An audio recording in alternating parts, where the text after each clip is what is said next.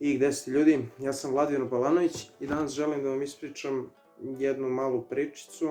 Ne znam baš kako da okarakterišem ovaj klip, nije nikakav tutorial, nije ništa, ali neki kao story time šta se događalo ovih dana, na kakvom sam projektu radio, kakve sam greške napravio i da vidimo da li je to uopšte bilo uspešno. Tako da, hajde krenemo intro.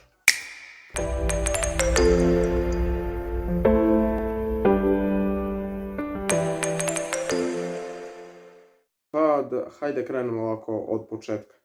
Pre nedelju dana sam gledao jednog youtubera Miloša Kostića, poznatiji kao Kimi's Life, ne znam da li ste čuli, i provalio sam da želi da prodaje svoje majice, odnosno da napravi sajt za to, koji će biti na domenu www.kimisgang.com. Me je mnogo zanimalo da li je taj domen kupljen i da vidim ako nije da ga ja kupim. Sada to, zašto je to tako?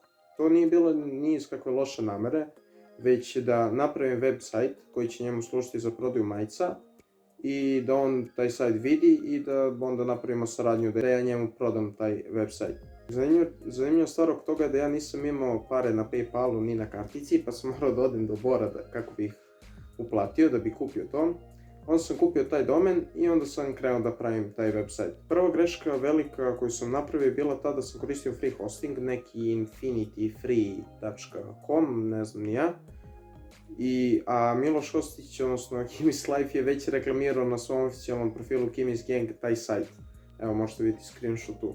I onda su ljudi ulazili, ja sam stavio coming soon stranicu, ali ulazili su i onda preopteretio sam RAM i procesor tog free hostinga, zato što je free, ne znam, bilo je 200 posjeta i taj sajt je automatski pao, bio je banovan 24 sata.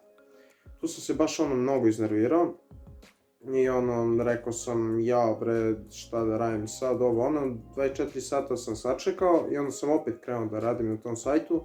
Šta se onda dogodilo, onda je opet pao sajt isto zbog toga.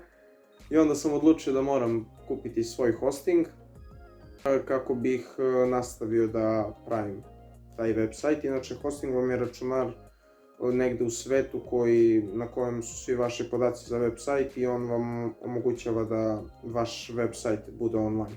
Onda kupio sam svoj hosting i završio sam taj sajt, radio sam bukvalno od 7 uveče do 5 ujutro, 2-3 dana. Završio sam sajt i onda sam odlučio da kontaktiram Miloša kako bih mu saopštio ponudu, kako bih mu rekao šta sam uradio i tako to. On je u međuvremenu skinuo sa svog Instagram profila reklamu od svog sajta, zato što je najvjerojatnije provalio da je već domen kupljen. Onda sam ga odlučio kontaktirati. Sad ću vam pokazati kako je izgledala naša konverzacija, odnosno kad sam mu napisao poruku. To možete vidjeti tu sa strane, neću vam sad čitati sve tačno. Evo, kao što vidite, moja prva poruka, njemu je trebalo malo vremena da odgovori, pa je odgovorio. Kao što sam već rekao, 90% sam bio ubeđen da mu već neko pravi sajt, ali predobra je bila šansa, morao sam bukvalno da pokušam da ja to uradim. I eto vidite, tu sam mu prebacio svoj domen, odnosno na njegov GoDaddy account i to je bilo to. Tužna istina je da ja ne mogu da vam pokažem kako taj sajt izgleda, što sam već prebacio domen, a hosting se nešto opet zeznuo, ali imam neke screenshotove koje ćemo baciti sa strane da vidite otprilike kako izgleda taj sajt. Sada vi sigurno svi mislite kao, pa projekat je neuspešan zato što ti nisi prodao svoj web sajt. Pa da, jeste na neki način neuspešan zato što nisam uspeo da uradim to što sam želeo, ali opet sa druge strane uopšte nije neuspešan, nego je možda čak i uspešniji nego da sam uspeo da pravim svoj web sajt, zato što sam stvorio jedan kontakt više. I to kontakt koji bukvalno imaće buduće projekte, kao što vidite ovamo kažem, kao super, hvala ti za neke buduće projekte, da znam da imamo eksperata i ovdje, imaću u vidu ovo. Ja nisam bukvalno nikakav ekspert u ovome što radim, ali jednostavno, evo, lepo sam se setio i to sam uradio, znate.